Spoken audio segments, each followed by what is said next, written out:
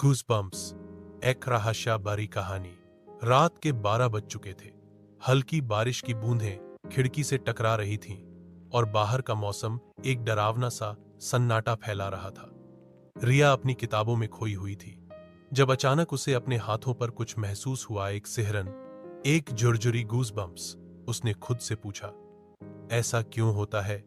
डर लगने पर, ठंड लगने पर, या कभी कभी बिना किसी वजह के भी ये अजीब सी झुरझुरी क्यों होती है? और यहीं से शुरू हुई एक रोमांचक यात्रा, गूज़बम्प्स के राज की तलाश।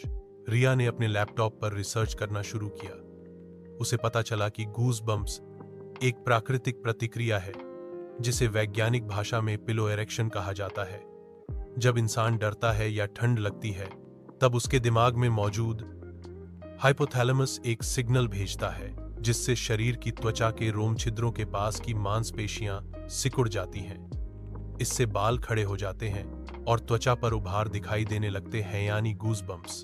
पर रिया को यही बात तो पता नहीं करनी थी। उसे तो दिलचस्पी थी उन कहानियों में जिनसे गूज़बम्प्स जुड़े होते हैं, जैसे कोई आत्मा की मौजूदगी, कोई रहस्यमय आवाज, या कोई ऐसी जगह जहां पहुंचते ही बदन में झुरझुरी दौड़ जाए। रिया को इंटरनेट पर एक पुरानी हवेली की कहानी मिली।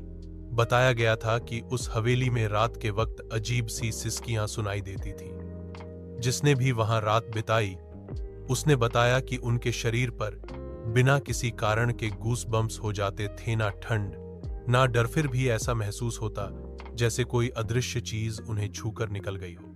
इतना पढ़ते ही रिया को ऐसा लगा जैसे कोई उसके कंधे को हल्का सा छू गया हो। वह चौंकी, पीछे देखा, कोई नहीं था, पर उसका पूरा शरीर फिर से गूज़बम्प्स से भर गया। क्या ये डर था, या वो कहानी सच में कुछ कह रही थी? रिया ने अगली सुबह तय किया कि वो उस हवेली पर खुद जाएगी। डर को जानना है तो उसे महसूस करना भी होगा।